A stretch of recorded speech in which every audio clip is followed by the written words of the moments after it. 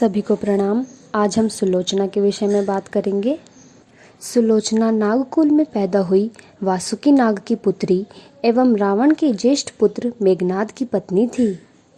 सुलोचना पतिव्रता एवं तेजस्वी नारी थी। श्री राम और रावण के युद्ध में मेघनाद का लक्ष्मण के साथ बहुत विकराल युद्ध हुआ। अंत में लक्ष्मण ने मेघनाद का एक हाथ काट दिया और फिर उसका सिर काटकर मेघनाद का वध कर दिया। जब लक्ष्मण जी ने मेघनाद का हाथ काटा तो वो सुलोचना के पास जाकर गिर गया। सुलोचना को विस्मय हुआ, अतः उसने कहा कि अगर यह मेरे पति का हाथ है तो ये लेखनी से लिखकर अपना परिचय दे। सुलोचना के इस प्रकार कहने पर मेघनाद के हाथ ने लिखा, हाँ प्रिय, यह मेरा ही यानी मेघनाद का हाथ है। युद्ध में मेरा वध हो चुका है तथा हनुमान जी द्वारा मेरा कटा हुआ सर श्री राम के चरणों में रखा गया है, जिससे मुझे सद्गति प्राप्त हुई है।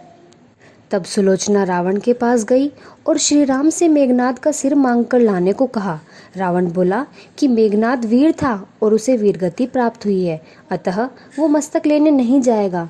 तब सुलोचना स्वयं श्री राम के शिविर में गई तथा मेघनाद के सिर को मांगने पर श्री राम ने आदर के साथ कहा कि देवी, मेघनाद परमवीर था तथा हम उसके शरीर को लंका वापस देने ही वाले थे ताकि उसका अंतिम संस्कार उसके परिजनों के द्वारा हो सके। तभी कुछ वानरों ने पूछा कि उनको कैसे पता चला कि इंद्रजीत का मस्तक प्रभु के पास है। तो सुलोचना ने बताया कि मेघनाद के हाथ ने लिखकर बताया। तो वानर हंसने लगे और बोले कि फिर तो ये सिर भी बोलने लगेगा। तब सुलोचना ने कहा कि अगर मैं पूर्ण पतिव्रता हूँ तो यह सिर अवश्य बोलेगा। जिसके बाद मेघनाद का सिर जोर जोर से हंसने की गर्जना करने लगा। श्री राम ने सुलोचना की बहुत प्रशंसा की तथा मेघनाद का मस्तक सुलोचना को दे दिया। जिसके उपरांत सुलोचना अपने गोद में मस्तक लेकर चिता में बैठ गई और सती हो गई। सुलोचना का सीता माता के समकक्ष सतीत्व बताया गया है। धन्यवाद।